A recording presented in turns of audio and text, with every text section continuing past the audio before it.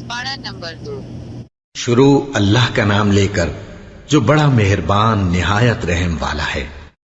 اب یہ بے وقوف لوگ کہیں گے کہ آخر وہ کیا چیز ہے جس نے ان مسلمانوں کو اس قبلے سے رخ پھیرنے پر آمادہ کر دیا جس کی طرف وہ منہ کرتے چلے آ رہے تھے۔ آپ کہہ دیجئے کہ مشرق اور مغرب سب اللہ ہی کی ہیں، وہ جس کو چاہتا ہے سیدھی راہ کی ہدایت کر دیتا ہے۔ اور مسلمانوں، اسی طرح تو ہم نے تم کو ایک معتدل امت بنایا ہے تاکہ تم دوسرے لوگوں پر گواہ بنو اور رسول تم پر گواہ بنے، اور جس قبلے پر تم پہلے کاربند تھے اسے ہم نے کسی اور وجہ سے نہیں بلکہ صرف یہ دیکھنے کے لیے مقرر کیا تھا کہ کون رسول کا حکم مانتا ہے اور کون الٹے پاؤں پھر جاتا ہے۔ اور اس میں شک نہیں کہ یہ بات تھی بڑی مشکل، لیکن ان لوگوں کے لیے ذرا بھی مشکل نہ ہوئی جن کو اللہ نے ہدایت دے دی تھی۔ اور اللہ تعالیٰ ایسا نہیں کہ تمہارے ایمان کو ضائع کر دے، در حقیقت اللہ لوگوں پر بہت شفقت کرنے والا بڑا مہربان ہے۔ اے پیغمبر، ہم تمہارے چہرے کو بار بار آسمان کی طرف اٹھتے ہوئے دیکھ رہے ہیں، چنانچہ ہم تمہارا رخ ضرور اس قبلے کی طرف پھیر دیں گے جو تمہیں پسند ہے۔ لو، اب اپنا رخ مسجد حرام کی سمت کر لو، اور آئندہ جہاں کہیں تم ہو اپنے چہروں کا رخ نماز پڑھتے ہوئے اسی کی طرف رکھا کرو۔ اور جن لوگوں کو کتاب دی گئی ہے وہ خوب جانتے ہیں کہ یہی بات حق ہے جو ان کے پروردگار کی طرف سے آئی ہے، اور جو کچھ یہ کر رہے ہیں اللہ اس سے غافل نہیں ہے۔ اور جن لوگوں کو کتاب دی گئی تھی اگر تم ان کے پاس ہر قسم کی نشانیاں لے آؤ تب بھی یہ تمہارے قبلے کی پیروی نہیں کریں گے، اور نہ تم ان کے قبلے پر عمل کرنے والے ہو نہ یہ ایک دوسرے کے قبلے پر عمل کرنے والے ہیں۔ اور جو علم تمہارے پاس آ چکا ہے اس کے بعد اگر کہیں تم نے ان کی خواہشات کی پیروی کر لی تو اس صورت میں یقیناً تمہارا شمار ظالموں میں ہوگا۔ جن لوگوں کو ہم نے کتاب دی ہے وہ اس کو اتنی اچھی طرح پہچانتے ہیں جیسے اپنے بیٹوں کو پہچانتے ہیں، اور یقین جانو کہ ان میں سے کچھ لوگوں نے حق کو جان بوجھ کر چھپا رکھا ہے، اور حق وہی ہے جو تمہارے پروردگار کی طرف سے آیا ہے، لہٰذا شک کرنے والوں میں ہرگز شامل نہ ہو جانا۔ اور ہر گروہ کی ایک سمت ہے جس کی طرف وہ رخ کرتا ہے، لہٰذا تم نیک کاموں میں ایک دوسرے سے آگے بڑھنے کی کوشش کرو۔ تم جہاں بھی ہوگے اللہ تم سب کو اپنے پاس لے آئے گا، یقیناً اللہ ہر چیز پر قادر ہے۔ اور تم جہاں سے بھی سفر کے لیے نکلو اپنا منہ نماز کے وقت مسجد حرام کی طرف کرو، اور یقیناً یہی بات حق ہے جو تمہارے پروردگار کی طرف سے آئی ہے، اور جو کچھ تم کرتے ہو اللہ اس سے بے خبر نہیں ہے۔ اور جہاں سے بھی تم نکلو اپنا منہ مسجد حرام کی طرف کرو، اور تم جہاں کہیں ہو اپنے چہرے اسی کی طرف رکھو تاکہ لوگوں کو تمہارے خلاف حجت بازی کا موقع نہ ملے۔ البتہ ان میں جو لوگ ظلم کے خوگر ہیں وہ کبھی خاموش نہ ہوں گے، سو ان کا کچھ خوف نہ رکھو، ہاں میرا خوف رکھو، اور تاکہ میں تم پر اپنا انعام مکمل کر دوں اور تاکہ تم ہدایت حاصل کر لو۔ یہ انعام ایسا ہی ہے جیسے ہم نے تمہارے درمیان تمہیں میں سے ایک رسول بھیجا جو تمہارے سامنے ہماری آیتوں کی تلاوت کرتا ہے اور تمہیں پاکیزہ بناتا ہے اور تمہیں کتاب اور حکمت کی تعلیم دیتا ہے اور تمہیں وہ باتیں سکھاتا ہے جو تم نہیں جانتے تھے۔ لہٰذا مجھے یاد کرو، میں تمہیں یاد رکھوں گا، اور میرا شکر ادا کرو اور میری ناشکری نہ کرو۔ اے ایمان والو، صبر اور نماز سے مدد حاصل کرو،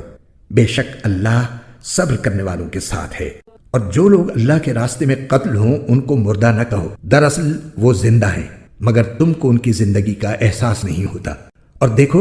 ہم تمہیں آزمائیں گے ضرور، کبھی خوف سے اور کبھی بھوک سے اور کبھی مال و جان اور پھلوں میں کمی کر کے۔ اور جو لوگ ایسے حالات میں صبر سے کام لیں ان کو خوشخبری سنا دو۔ یہ وہ لوگ ہیں کہ جب ان کو کوئی مصیبت پہنچتی ہے تو یہ کہتے ہیں کہ ہم سب اللہ ہی کے ہیں اور ہم کو اللہ ہی کی طرف لوٹ کر جانا ہے۔ یہ وہ لوگ ہیں جن پر ان کے پروردگار کی طرف سے خصوصی عنایتیں ہیں اور رحمت ہے، اور یہی لوگ ہیں جو ہدایت پر ہیں۔ بے شک صفا اور مروہ اللہ کی نشانیوں میں سے ہیں، لہٰذا جو شخص بھی بیت اللہ کا حج کرے یا عمرہ کرے تو اس کے لیے اس بات میں کوئی گناہ نہیں ہے کہ وہ ان کے درمیان چکر لگائے، اور جو شخص خوشی سے کوئی بھلائی کا کام کرے تو اللہ یقیناً قدردان اور جاننے والا ہے۔ بے شک وہ لوگ جو ہماری نازل کی ہوئی روشن دلیلوں اور ہدایت کو چھپاتے ہیں، باوجود کہ ہم انہیں کتاب میں کھول کھول کر لوگوں کے لیے بیان کر چکے ہیں، تو ایسے لوگوں پر اللہ بھی لعنت بھیجتا ہے اور دوسرے لعنت کرنے والے بھی لعنت بھیجتے ہیں۔ ہاں، وہ لوگ جنہوں نے توبہ کر لی ہو اور اپنی اصلاح کر لی ہو اور چھپائی ہوئی باتوں کو کھول کھول کر بیان کر دیا ہو، تو میں ایسے لوگوں کی توبہ قبول کر لیتا ہوں، اور میں توبہ قبول کرنے کا خوگر ہوں، بڑا رحمت والا۔ بے شک وہ لوگ جنہوں نے کفر اختیار کیا اور کافر ہونے کی حالت ہی میں مرے، ان پر اللہ کی اور فرشتوں کی اور سارے انسانوں کی لعنت ہے۔ وہ ہمیشہ اسی پھٹکار میں رہیں گے، نہ ان پر سے عذاب کو ہلکا کیا جائے گا اور نہ ان کو مہلت دی جائے گی۔ تمہارا اللہ ایک ہی اللہ ہے، اس کے سوا کوئی اللہ نہیں، جو سب پر مہربان، بہت مہربان ہے۔ بے شک آسمانوں اور زمین کی تخلیق میں، رات دن کے لگاتار آنے جانے میں، ان کشتیوں میں جو لوگوں کے فائدے کا سامان لے کر سمندر میں تیرتی ہیں، اس پانی میں جو اللہ نے آسمان سے اتارا اور اس کے ذریعے زمین کو اس کے مردہ ہو جانے کے بعد زندگی بخشی اور اس میں ہر قسم کے جانور پھیلا دیے، اور ہواؤں کی گردش میں، اور ان بادلوں میں جو آسمان اور زمین کے درمیان تابع دار بن کر کام میں لگے ہوئے ہیں، ان لوگوں کے لیے نشانیاں ہی نشانیاں ہیں جو اپنی عقل سے کام لیتے ہیں۔ اور اس کے باوجود لوگوں میں کچھ وہ بھی ہیں جو اللہ کے علاوہ دوسروں کو اس کی خدائی میں اس طرح شریک قرار دیتے ہیں کہ ان سے ایسی محبت رکھتے ہیں جیسے اللہ کی محبت رکھنی چاہیے۔ اور جو لوگ ایمان لا چکے ہیں وہ اللہ ہی سے سب سے زیادہ محبت رکھتے ہیں۔ اور کاش کہ یہ ظالم جب دنیا میں کوئی تکلیف دیکھتے ہیں اسی وقت یہ سمجھ لیا کریں کہ تمام تر طاقت اللہ ہی کو حاصل ہے، اور یہ کہ اللہ کا عذاب آخرت میں اس وقت بڑا سخت ہوگا جب وہ پیشوا جن کے پیچھے یہ لوگ چلتے رہے ہیں اپنے پیروکاروں سے مکمل بے تعلقی کا اعلان کریں گے، اور یہ سب لوگ عذاب کو اپنی آنکھوں کے سامنے دیکھ لیں گے، اور ان کے تمام باہمی رشتے کٹ کر رہ جائیں گے۔ اور جنہوں نے ان پیشواؤں کی پیروی کی تھی وہ کہیں گے کہ کاش ہمیں ایک مرتبہ پھر دنیا میں لوٹنے کا موقع دے دیا جائے تو ہم بھی ان پیشواؤں سے اسی طرح بے تعلقی کا اعلان کریں جیسے انہوں نے ہم سے بے تعلقی کا اعلان کیا ہے۔ اس طرح اللہ انہیں دکھا دے گا کہ ان کے اعمال آج ان کے لیے حسرت ہی حسرت بن چکے ہیں، اور اب وہ کسی صورت دوزخ سے نکلنے والے نہیں ہیں۔ اے لوگو، زمین میں جو حلال پاکیزہ چیزیں ہیں وہ کھاؤ، اور شیطان کے نقش قدم پر نہ چلو۔ یقین جانو کہ وہ تمہارے لیے ایک کھلا دشمن ہے۔ وہ تو تم کو یہی حکم دے گا کہ تم بدی اور بے حیائی کے کام کرو، اور اللہ کے ذمے وہ باتیں لگاؤ جن کا تمہیں علم نہیں ہے۔ اور جب ان کافروں سے کہا جاتا ہے کہ اس کلام کی پیروی کرو جو اللہ نے اتارا ہے، تو وہ کہتے ہیں کہ نہیں، ہم تو ان باتوں کی پیروی کریں گے جن پر ہم نے اپنے باپ دادوں کو پایا ہے۔ بھلا کیا اس صورت میں بھی ان کو یہی چاہیے جب ان کے باپ دادے دین کی ذرا بھی سمجھ نہ رکھتے ہوں؟ اور جن لوگوں نے کفر کو اپنا لیا ہے ان کو حق کی دعوت دینے کی مثال کچھ ایسی ہے جیسے کوئی شخص ان جانوروں کو زور زور سے بلائے جو ہانک پکار کے سوا کچھ نہیں سنتے۔ یہ بہرے، گونگے، اندھے ہیں، لہذا کچھ نہیں سمجھتے۔ اے ایمان والو، جو پاکیزہ چیزیں ہم نے تمہیں رزق کے طور پر عطا کی ہیں ان میں سے جو چاہو کھاؤ، اور اللہ کا شکر ادا کرو اگر واقعی تم صرف اسی کی بندگی کرتے ہو۔ اس نے تو تمہارے لیے بس مردار جانور، خون اور سور حرام کیا ہے، نیز وہ جانور جن پر اللہ کے سوا کسی اور کا نام پکارا گیا ہو۔ ہاں، اگر کوئی شخص انتہائی مجبوری کی حالت میں ہو اور ان چیزوں میں سے کچھ کھا لے جبکہ اس کا مقصد نہ لذت حاصل کرنا ہو اور نہ وہ ضرورت کی حد سے آگے بڑھے، تو اس پر کوئی گناہ نہیں۔ یقیناً اللہ بہت بخشنے والا ہے، بڑا مہربان ہے۔ حقیقت یہ ہے کہ جو لوگ اللہ کی نازل کی ہوئی کتاب کو چھپاتے ہیں اور اس کے بدلے تھوڑی سی قیمت وصول کر لیتے ہیں، وہ اپنے پیٹ میں آگ کے سوا کچھ نہیں بھر رہے۔ قیامت کے دن اللہ ان سے کلام بھی نہیں کرے گا اور نہ ان کو پاک کرے گا، اور ان کے لیے دردناک عذاب ہے۔ یہ وہ لوگ ہیں جنہوں نے ہدایت کے بدلے گمراہی اور مغفرت کے بدلے عذاب کی خریداری کر لی ہے۔ چنانچہ اندازہ کرو کہ یہ دوزخ کی آگ سہنے کے لیے کتنے تیار ہیں۔ یہ سب کچھ اس لیے ہوگا کہ اللہ نے حق پر مشتمل کتاب اتاری ہے، اور جن لوگوں نے ایسی کتاب کے بارے میں مخالفت کا رویہ اختیار کیا ہے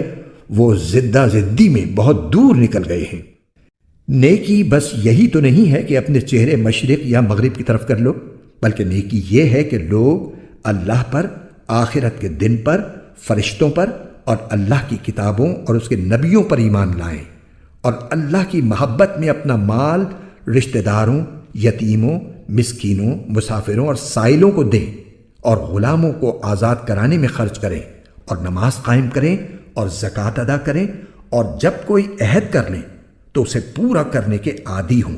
اور تنگی اور تکلیف میں نیز جنگ کے وقت صبر و استقلال کے خوگر ہوں۔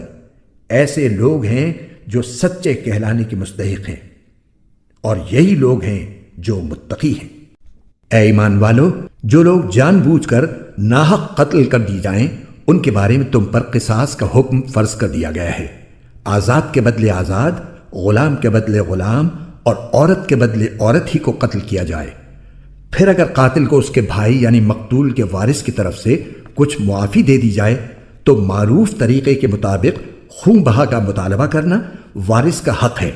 اور اسے خوش اسلوبی سے ادا کرنا قاتل کا فرض ہے۔ یہ تمہارے پروردگار کی طرف سے ایک آسانی پیدا کی گئی ہے اور ایک رحمت ہے۔ اس کے بعد بھی کوئی زیادتی کرے تو وہ دردناک عذاب کا مستحق ہے۔ اور اے عقل رکھنے والو، تمہارے لیے قصاص میں زندگی کا سامان ہے، امید ہے کہ تم اس کی خلاف ورزی سے بچو گے۔ تم پر فرض کیا گیا ہے کہ اگر تم میں سے کوئی اپنے پیچھے مال چھوڑ کر جانے والا ہو تو جب اس کی موت کا وقت قریب آ جائے وہ اپنے والدین اور قریبی رشتہ داروں کے حق میں دستور کے مطابق وصیت کرے۔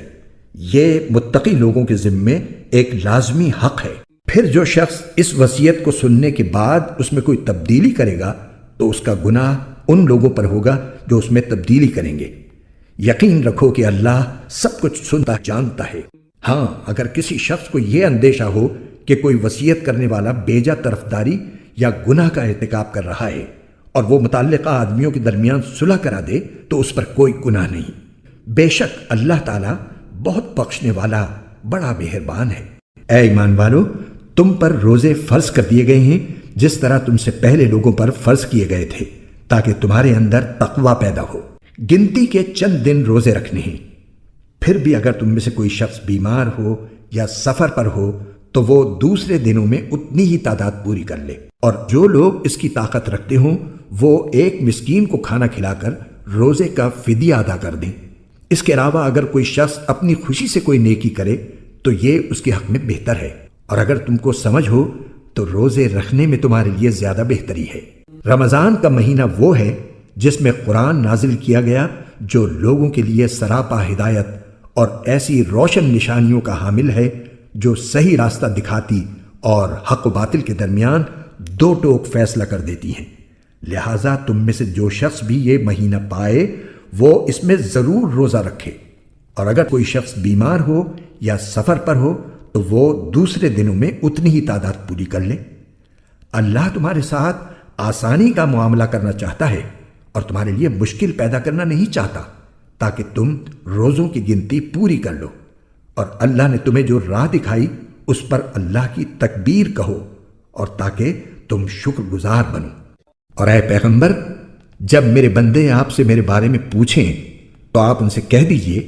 کہ میں اتنا قریب ہوں کہ جب کوئی مجھے پکارتا ہے تو میں پکارنے والے کی پکار سنتا ہوں، لہٰذا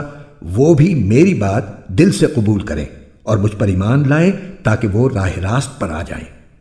تمہارے لیے حلال کر دیا گیا ہے کہ روزوں کی رات میں تم اپنی بیویوں سے بے تکلف صحبت کرو، وہ تمہارے لیے لباس ہیں اور تم ان کے لیے لباس ہو۔ اللہ کو علم تھا کہ تم اپنے آپ سے خیانت کر رہے تھے، پھر اس نے تم پر عنایت کی اور تمہاری غلطی معاف فرما دی، چنانچہ اب تم ان سے صحبت کر لیا کرو، اور جو کچھ اللہ نے تمہارے لیے لکھ رکھا ہے اسے طلب کرو، اور اس وقت تک کھاؤ پیو جب تک صبح کی سفید دھاری سیاہ دھاری سے ممتاز ہو کر تم پر واضح نہ ہو جائے۔ اس کے بعد رات آنے تک روزے پورے کرو، اور ان اپنی بیویوں سے اس حالت میں مباشرت نہ کرو جب تم مسجدوں میں اعتکاف میں بیٹھے ہو۔ یہ اللہ کی مقرر کی ہوئی حدود ہیں، لہٰذا ان کی خلاف ورزی کے قریب بھی مت جانا۔ اسی طرح اللہ اپنی نشانیاں لوگوں کے سامنے کھول کھول کر بیان کرتا ہے تاکہ وہ تقوی اختیار کریں، اور آپس میں ایک دوسرے کا مال ناحق طریقوں سے نہ کھاؤ، اور نہ ان کا مقدمہ حاکموں کے پاس اس غرض سے لے جاؤ کہ لوگوں کے مال کا کوئی حصہ جانتے بوجھتے ہڑپ کرنے کا گناہ کرو۔ لوگ آپ سے نئے مہینوں کے چاند کے بارے میں پوچھتے ہیں، آپ انہیں بتا دیجئے کہ یہ لوگوں کے مختلف معاملات کے اور حج کے اوقات متعین کرنے کے لیے ہیں، اور یہ کوئی نیکی نہیں ہے کہ تم گھروں میں ان کی پشت کی طرف سے داخل ہو، بلکہ نیکی یہ ہے کہ انسان تقوی اختیار کرے، اور تم گھروں میں ان کے دروازوں سے داخل ہوا کرو اور اللہ سے ڈرتے رہو تاکہ تمہیں فلاح حاصل ہو، اور ان لوگوں سے اللہ کے راستے میں جنگ کرو جو تم سے جنگ کرتے ہیں، اور زیادتی نہ کرو، یقین جانو کہ اللہ زیادتی کرنے والوں کو پسند نہیں فرماتا۔ اور تم ان لوگوں کو جہاں پاؤ قتل کرو، اور انہیں اس جگہ سے نکال باہر کرو جہاں سے انہوں نے تمہیں نکالا تھا، اور فتنہ قتل سے زیادہ سنگین برائی ہے۔ اور تم ان سے مسجد حرام کے پاس اس وقت تک لڑائی نہ کرو جب تک وہ خود اس میں تم سے لڑائی شروع نہ کریں۔ ہاں، اگر وہ اس میں لڑائی شروع کر دیں تو تم ان کو قتل کر سکتے ہو۔ ایسے کافروں کی سزا یہی ہے۔ پھر اگر وہ باز آ جائیں تو بے شک اللہ بہت بخشنے والا بڑا مہربان ہے۔ اور تم ان سے لڑتے رہو یہاں تک کہ فتنہ باقی نہ رہے اور دین اللہ کا ہو جائے۔ پھر اگر وہ باز آ جائیں تو سمجھ لو کہ تشدد سوائے ظالموں کے کسی پر نہیں ہونا چاہیے۔ حرمت والے مہینے کا بدلہ حرمت والا مہینہ ہے، اور حرمتوں پر بھی بدلے کے احکام جاری ہوتے ہیں۔ چنانچہ اگر کوئی شخص تم پر کوئی زیادتی کرے تو تم بھی ویسی ہی زیادتی اس پر کرو جیسی زیادتی اس نے تم پر کی ہو، اور اللہ سے ڈرتے رہو، اور اچھی طرح سمجھ لو کہ اللہ انہی کا ساتھی ہے جو اس کا خوف دل میں رکھتے ہیں۔ اور اللہ کے راستے میں مال خرچ کرو، اور اپنے آپ کو خود اپنے ہاتھوں ہلاکت میں نہ ڈالو، اور نیکی اختیار کرو، بے شک اللہ نیکی کرنے والوں سے محبت کرتا ہے۔ اور حج اور عمرہ اللہ کے لیے پورا پورا ادا کرو۔ ہاں، اگر تمہیں روک دیا جائے تو جو قربانی میسر ہو اللہ کے حضور پیش کر دو، اور اپنے سر اس وقت تک نہ مڈاؤ جب تک قربانی اپنی جگہ نہ پہنچ جائے۔ ہاں، اگر تم میں سے کوئی شخص بیمار ہو یا اس کے سر میں کوئی تکلیف ہو تو روزوں یا صدقے یا قربانی کا فدیہ دے۔ پھر جب تم امن حاصل کر لو تو جو شخص حج کے ساتھ عمرے کا فائدہ بھی اٹھائے وہ جو قربانی میسر ہو اللہ کے حضور پیش کرے۔ ہاں، اگر کسی کے پاس اس کی طاقت نہ ہو تو وہ حج کے دنوں میں 3 روزے رکھے، اور 7 روزے اس وقت جب تم گھروں کو لوٹ جاؤ۔ اس طرح یہ کل 10 روزے ہوں گے۔ یہ حکم ان لوگوں کے لیے ہے جن کے گھر والے مسجد حرام کے پاس نہ رہتے ہوں۔ اور اللہ سے ڈرتے رہو اور جان رکھو کہ اللہ کا عذاب بڑا سخت ہے۔ حج کے چند متعین مہینے ہیں، چنانچہ جو شخص ان مہینوں میں احرام باندھ کر اپنے اوپر حج لازم کر لے تو حج کے دوران نہ وہ کوئی فحش بات کرے، نہ کوئی گناہ، نہ کوئی جھگڑا، اور تم جو کوئی نیک کام کرو گے اللہ اسے جان لے گا۔ اور حج کے سفر میں زاد راہ ساتھ لے جایا کرو، کیونکہ بہترین زاد راہ تقوی ہے۔ اور اے عقل والو، میری نافرمانی سے ڈرتے رہو۔ تم پر اس بات میں کوئی گناہ نہیں ہے کہ تم حج کے دوران تجارت یا مزدوری کے ذریعے اپنے پروردگار کا فضل تلاش کرو۔ پھر جب تم عرفات سے روانہ ہو تو مشعر حرام کے پاس جو مزدلفہ میں واقع ہے اللہ کا ذکر کرو، اور اس کا ذکر اسی طرح کرو جس طرح اس نے تمہیں ہدایت کی ہے، جبکہ اس سے پہلے تم بالکل ناواقف تھے۔ اس کے علاوہ یہ بات بھی یاد رکھو کہ تم اسی جگہ سے روانہ ہو جہاں سے عام لوگ روانہ ہوتے ہیں، اور اللہ سے مغفرت مانگو، بے شک اللہ بہت بخشنے والا ہے، بڑا مہربان ہے۔ پھر جب تم اپنے حج کے کام پورے کر سکو تو اللہ کا ذکر اس طرح کرو جیسے تم اپنے باپ دادوں کا ذکر کیا کرتے ہو، بلکہ اس سے بھی زیادہ ذکر کرو۔ اب بعض لوگ تو وہ ہیں جو دعا میں بس یہ کہتے ہیں کہ اے ہمارے پروردگار، ہمیں دنیا میں بھلائی عطا فرما، اور آخرت میں ان کا کوئی حصہ نہیں ہوتا۔ اور انہی میں سے وہ بھی ہیں جو یہ کہتے ہیں کہ اے ہمارے پروردگار، ہمیں دنیا میں بھی بھلائی عطا فرما اور آخرت میں بھی بھلائی، اور ہمیں دوزخ کے عذاب سے بچا لے۔ یہ وہ لوگ ہیں جنہیں اپنے اعمال کی کمائی کا حصہ ثواب کی صورت میں ملے گا، اور اللہ جلد حساب لینے والا ہے۔ اور اللہ کو گنتی کے ان چند دنوں میں جب تم منا میں مقیم ہو یاد کرتے رہو۔ پھر جو شخص 2 ہی دن میں جلدی چلا جائے اس پر بھی کوئی گناہ نہیں ہے، اور جو شخص 1 دن بعد میں جائے اس پر بھی کوئی گناہ نہیں۔ یہ تفصیل اس کے لیے ہے جو تقوی اختیار کرے، اور تم سب تقوی اختیار کرو اور یقین رکھو کہ تم سب کو اسی کی طرف لے جا کر جمع کیا جائے گا۔ اور لوگوں میں ایک وہ شخص بھی ہے کہ دنیاوی زندگی کے بارے میں اس کی باتیں تمہیں بڑی اچھی لگتی ہیں، اور جو کچھ اس کے دل میں ہے اس پر وہ اللہ کو گواہ بھی بناتا ہے، حالانکہ وہ تمہارے دشمنوں میں سب سے زیادہ کٹر ہے۔ اور جب اٹھ کر جاتا ہے تو زمین میں اس کی دوڑ دھوپ اس لیے ہوتی ہے کہ وہ اس میں فساد مچائے اور فصلیں اور نسلیں تباہ کرے، حالانکہ اللہ فساد کو پسند نہیں فرماتا۔ اور جب اس سے کہا جاتا ہے کہ اللہ کا خوف کر تو نخوت اس کو گناہ پر اور آمادہ کر دیتی ہے، چنانچہ ایسے شخص کو تو جہنم ہی راس آئے گی، اور یقین کرو وہ بہت برا بچھونا ہے۔ اور دوسری طرف لوگوں میں وہ شخص بھی ہے جو اللہ کی خوشنودی کی خاطر اپنی جان کا سودا کر لیتا ہے، اور اللہ ایسے بندوں پر بڑا مہربان ہے۔ اے ایمان والو، اسلام میں پورے کے پورے داخل ہو جاؤ اور شیطان کی نقش قدم پر نہ چلو، یقین جانو وہ تمہارا کھلا دشمن ہے۔ پھر جو روشن دلائل تمہارے پاس آ چکے ہیں، اگر تم ان کے بعد بھی راہ راست سے پھسل گئے تو یاد رکھو کہ اللہ اقتدار میں بھی کامل ہے، حکمت میں بھی کامل۔ یہ کفار ایمان لانے کے لیے اس کے سوا کس بات کا انتظار کر رہے ہیں کہ اللہ خود بادل کے سائبانوں میں ان کے سامنے آ موجود ہو اور فرشتے بھی اس کے ساتھ ہوں اور سارا معاملہ ابھی چکا دیا جائے، حالانکہ آخر کار سارے معاملات اللہ ہی کی طرف تو لوٹ کر رہیں گے۔ بنی اسرائیل سے پوچھو، ہم نے ان کو کتنی ساری کھلی نشانیاں دی تھیں، اور جس شخص کے پاس اللہ کی نعمت آ چکی ہو پھر وہ اس کو بدل ڈالے تو اسے یاد رکھنا چاہیے کہ اللہ کا عذاب بڑا سخت ہے۔ جن لوگوں نے کفر اپنا لیا ہے ان کے لیے دنیاوی زندگی بڑی دلکش بنا دی گئی ہے، اور وہ اہل ایمان کا مذاق اڑاتے ہیں، حالانکہ جنہوں نے تقوی اختیار کیا ہے وہ قیامت کے دن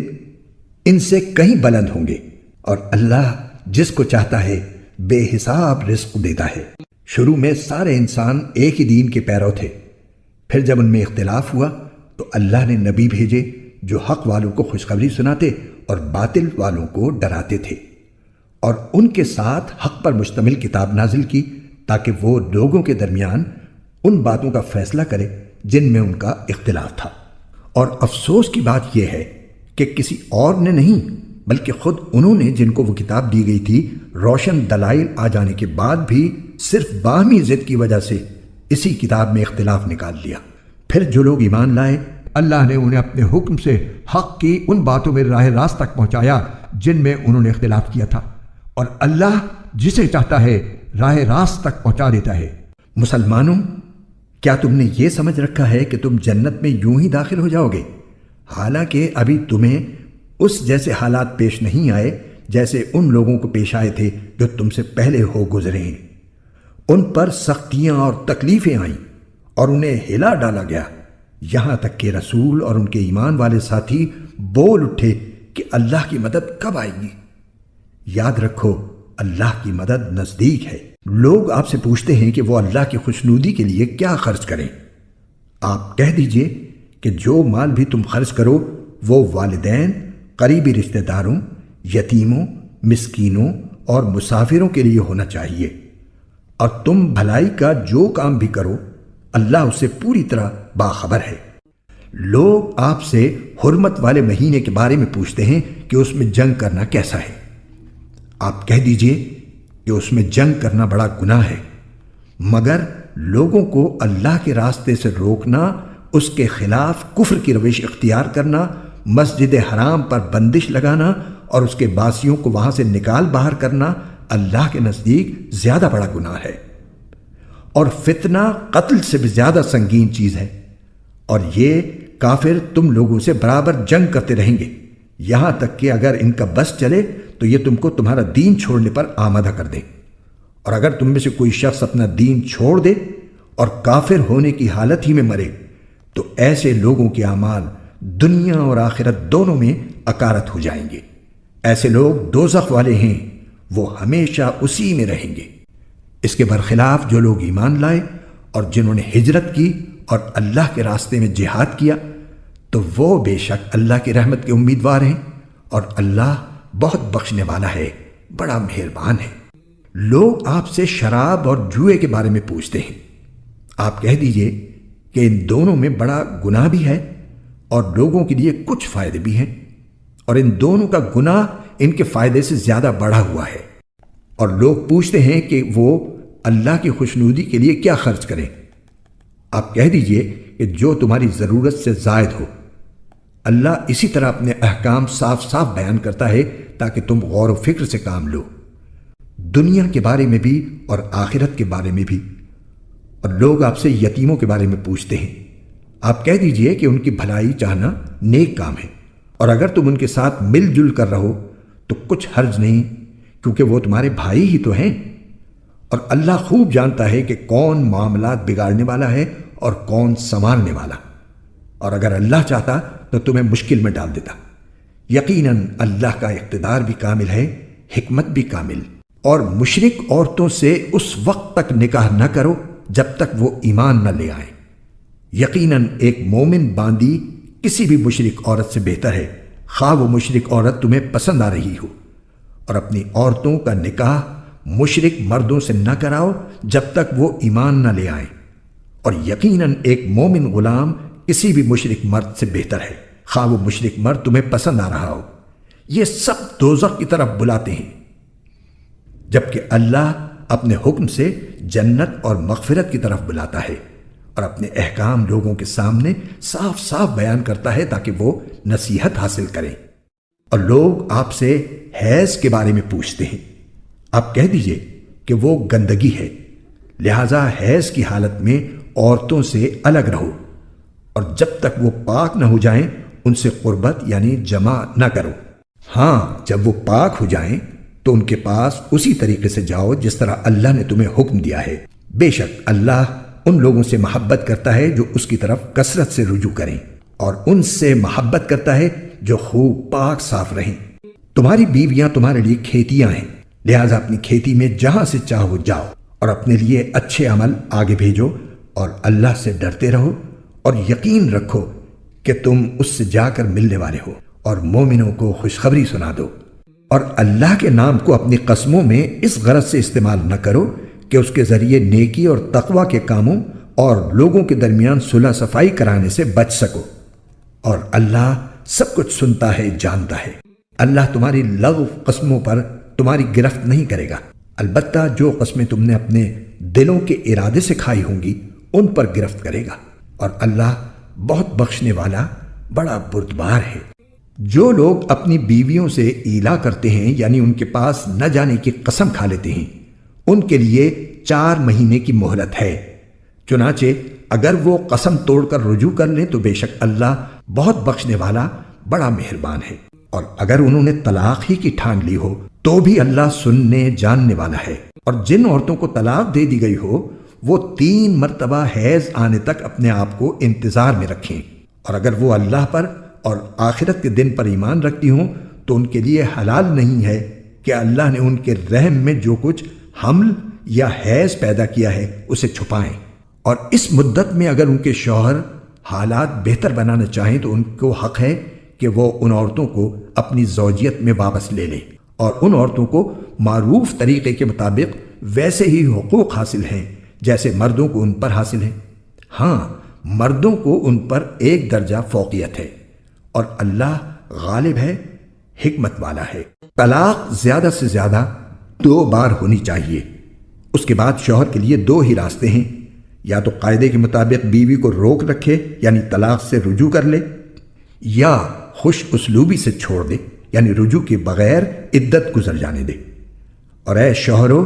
تمہارے لیے حلال نہیں ہے کہ تم نے ان بیویوں کو جو کچھ دیا ہو وہ طلاق کے بدلے ان سے واپس لو، الا یہ کہ دونوں کو اس بات کا اندیشہ ہو کہ وہ نکاح باقی رہنے کی صورت میں اللہ کی مقرر کی ہوئی حدود کو قائم نہیں رکھ سکیں گے۔ چنانچہ اگر تمہیں اس بات کا اندیشہ ہو کہ وہ دونوں اللہ کی حدود کو قائم نہ رکھ سکیں گے تو ان دونوں کے لیے اس میں کوئی گناہ نہیں ہے کہ عورت مالی معاوضہ دے کر علیحدگی حاصل کر لے، یہ اللہ کی مقرر کی ہوئی حدود ہیں، لہذا ان سے تجاوز نہ کرو، اور جو لوگ اللہ کی حدود سے تجاوز کرتے ہیں وہ بڑے ظالم لوگ ہیں۔ پھر اگر شوہر تیسری طلاق دے دے تو وہ مطلقہ عورت اس کے لیے اس وقت تک حلال نہیں ہوگی جب تک وہ کسی اور شوہر سے نکاح نہ کرے۔ ہاں، اگر وہ دوسرا شوہر بھی اسے طلاق دے دے تو ان دونوں پر کوئی گناہ نہیں کہ وہ ایک دوسرے کے پاس نیا نکاح کر کے دوبارہ واپس آ جائیں، بشرطے کہ انہیں یہ غالب گمان ہو کہ اب وہ اللہ کی حدود قائم رکھیں گے، اور یہ سب اللہ کی حدود ہیں جو وہ ان لوگوں کے لیے واضح کر رہا ہے جو سمجھ رکھتے ہوں۔ اور جب تم نے عورتوں کو طلاق دے دی ہو اور وہ اپنی عدت کے قریب پہنچ جائیں تو یا تو ان کو بھلائی کے ساتھ اپنی زوجیت میں روک رکھو یا انہیں بھلائی کے ساتھ چھوڑ دو، اور انہیں ستانے کی خاطر اس لیے روک کر نہ رکھو کہ ان پر ظلم کر سکو۔ اور جو شخص ایسا کرے گا وہ خود اپنی جان پر ظلم کرے گا، اور اللہ کی آیتوں کو مذاق مت بناؤ، اور اللہ نے تم پر جو انعام فرمایا ہے اسے اور تم پر جو کتاب اور حکمت کی باتیں تمہیں نصیحت کرنے کے لیے نازل کی ہیں انہیں یاد رکھو، اور اللہ سے ڈرتے رہو، اور جان رکھو کہ اللہ ہر چیز کو خوب جانتا ہے۔ اور جب تم نے عورتوں کو طلاق دے دی ہو اور وہ اپنی عدت کو پہنچ جائیں تو اے میکے والو انہیں اس بات سے منع نہ کرو کہ وہ اپنے پہلے شوہروں سے دوبارہ نکاح کریں، بشرطے کہ وہ بھلائی کے ساتھ ایک دوسرے سے راضی ہو گئے ہوں۔ ان باتوں کی نصیحت تم میں سے ان لوگوں کو کی جا رہی ہے جو اللہ اور یوم آخرت پر ایمان رکھتے ہوں،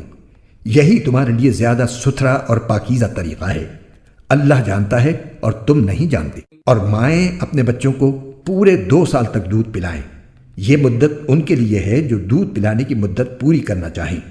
اور جس باپ کا وہ بچہ ہے اس پر واجب ہے کہ وہ معروف طریقے پر ان ماؤں کے کھانے اور لباس کا خرچ اٹھائے۔ ہاں، کسی شخص کو اس کی وسعت سے زیادہ تکلیف نہیں دی جاتی، نہ تو ماں کو اپنے بچے کی وجہ سے ستایا جائے اور نہ باپ کو اپنے بچے کی وجہ سے، اور اسی طرح کی ذمہ داری وارث پر بھی ہے۔ پھر اگر وہ دونوں یعنی والدین آپس کی رضامندی اور باہمی مشورے سے 2 سال گزرنے سے پہلے ہی دودھ چھڑانا چاہیں تو اس میں بھی ان پر کوئی گناہ نہیں ہے۔ اور اگر تم یہ چاہو کہ اپنے بچوں کو کسی انا سے دودھ پلواؤ تو بھی تم پر کوئی گناہ نہیں، جبکہ تم نے جو اجرت ٹھہرائی تھی وہ دودھ پلانے والی انا کو دے دو۔ اور اللہ سے ڈرتے رہو اور جان رکھو کہ اللہ تمہارے سارے کاموں کو اچھی طرح دیکھ رہا ہے۔ اور تم میں سے جو لوگ وفات پا جائیں اور بیویاں چھوڑ کر جائیں تو وہ بیویاں اپنے آپ کو 4 مہینے اور 10 دن انتظار میں رکھیں گی، پھر جب وہ اپنی عدت کی میعاد کو پہنچ جائیں تو وہ اپنے بارے میں جو کارروائی مثلاً دوسرا نکاح قاعدے کے مطابق کریں تو تم پر کچھ گناہ نہیں، اور جو کچھ تم کرتے ہو اللہ اس سے پوری طرح باخبر ہے۔ اور عدت کے دوران اگر تم ان عورتوں کو اشارے کنائے میں نکاح کا پیغام دو یا ان سے نکاح کا ارادہ دل میں چھپائے رکھو تو تم پر کوئی گناہ نہیں ہے۔ اللہ جانتا ہے کہ تم ان سے نکاح کا خیال تو دل میں لاؤ گے، لیکن ان سے نکاح کا 2 طرفہ وعدہ مت کرنا، الا یہ کہ مناسب طریقے سے کوئی بات کہہ دو، اور نکاح کا عقد پکا کرنے کا اس وقت تک ارادہ بھی مت کرنا جب تک عدت کی مقررہ مدت اپنی میعاد کو نہ پہنچ جائے۔ اور یاد رکھو کہ جو کچھ تمہارے دلوں میں ہے اللہ اسے خوب جانتا ہے، لہٰذا اس سے ڈرتے رہو، اور یاد رکھو کہ اللہ بہت بخشنے والا ہے، بڑا بردبار ہے۔ تم پر اس میں بھی کوئی گناہ نہیں ہے کہ تم عورتوں کو ایسے وقت طلاق دو جبکہ ابھی تم نے ان کو چھوا بھی نہ ہو اور نہ کوئی مہر مقرر کیا ہو، اور ایسی صورت میں ان کو کوئی تحفہ دو۔ خوشحال شخص اپنی حیثیت کے مطابق اور غریب آدمی اپنی حیثیت کے مطابق بھلے طریقے سے یہ تحفہ دے، یہ نیک آدمیوں پر ایک لازمی حق ہے۔ اور اگر تم نے انہیں چھونے سے پہلے ہی اس حالت میں طلاق دی ہو جبکہ ان کے لیے نکاح کے وقت کوئی مہر مقرر کر لیا تھا تو جتنا مہر مقرر کیا تھا اس کا آدھا دینا واجب ہے، الا یہ کہ وہ عورتیں رعایت کر دیں اور آدھے مہر کا بھی مطالبہ نہ کریں، یا وہ شوہر جس کے ہاتھ میں نکاح کی گرہ ہے رعایت کرے اور پورا مہر دے دے۔ اور اگر تم رعایت کرو تو یہ تقوی کے زیادہ قریب ہے، اور آپس میں فراخ دلی کا برتاؤ کرنا مت بھولو۔ جو عمل بھی تم کرتے ہو اللہ یقیناً اسے دیکھ رہا ہے۔ تمام نمازوں کا پورا خیال رکھو،